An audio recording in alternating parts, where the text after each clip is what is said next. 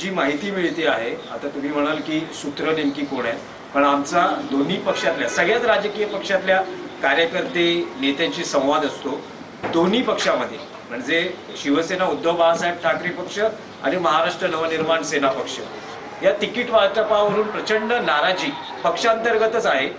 मनसेत म्हणणं असं आहे की त्यांना ज्या जागा हव्या होत्या विजयाची हमी असलेल्या किंवा जी जागांची संख्या येते त्यावरून नाराजी आहे, आणि शिवसेनेत ज्या उमेदवारांना प्राधान्य किंवा ज्या उमेदवारांची अशी शिफारस केली होती, जागा मागितल्या होत्या, त्यांना मिळाल्या नाहीत, त्यामुळे प्रचंड नाराजी आहे। आणि दोन्ही ठाकरेंपुढे आव्हान असेल ही नाराजी शमवणं आणि बंड होऊ नये यासाठी प्रयत्न करणं।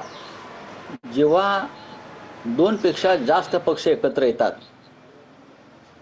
आणि जागांची देवाणघेवाण होते, त्याच्यामध्ये ज्यांच्या जागा जातात अशा सगळ्याच पक्षांमधले त्या त्या प्रभागातले जे प्रमुख लोक असतात, जे इच्छुक असतात, ते अस्वस्थ होणारच।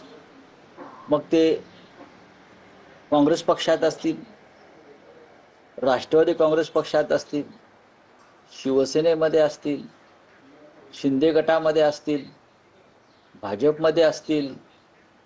अजित पवार स्वतंत्र का लढतायत? त्यासाठीच लढतायत।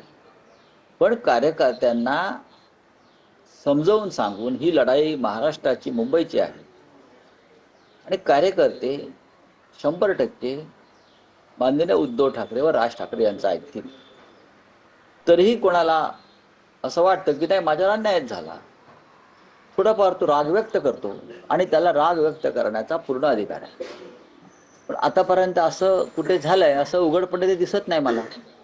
तुमची सूत्र सांगतायत, त्या सूत्रांशी आम्ही चर्चा करू की तुम्हाला कुठे दिसलं सगळं। पण संपूर्ण महाराष्ट्रामध्ये आणि मुंबईमध्ये या क्षणापर्यंत लोक काय रस्त्यावरती आलेले नाही आहेत ना। जसं शिंदे गटात चाललेलं आहे, ठाण्यात, मुंबईत राजीनामा सत्र सुरू आहे, तसं अजूनपर्यंत आमच्याकडे कुठे दिसत नाही। आम्ही कार्यकर्त्यांना विश्वासात घेऊन प्रत्येक गोष्ट सांगण्याचा प्रयत्न करतो आहोत। पण उमेदवारी अर्ज दाखल करण्यासाठी अजूनही 48 तास आहे ना, उदाहरण आहे सरकारच्या ना। हातात आहे। तर अशा वेळेस जे नाराज आहेत, बंड होऊ शकतं असं म्हटलं जातं आहे, अशांची बंडाची नाराजी कशी दूर करणार? हे काय 1857चं बंड आहे का?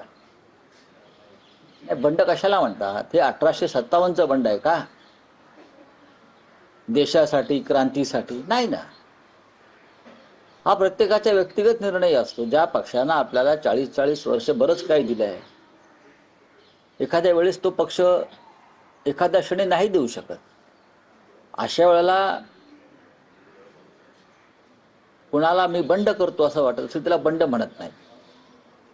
आता शिंदे गट पण म्हणतो ना आम्ही बंड केलं। कसलं बंड केलं? घंटा कसलं बंड केलं? जाऊन बुटच चाटतायत ना भाजपवाल्यांचे। कसलं बंड कसलं? बंडाची व्याख्या समजून घेतली पाहिजे। वैचारिक बंड असतं, देशासाठी बंड असतं, क्रांतीचं बंड असतं। तर एखाद कोणीतरी वेगळा निर्णय घेतो त्याला बंड म्हणणं हे चुकीचं आहे।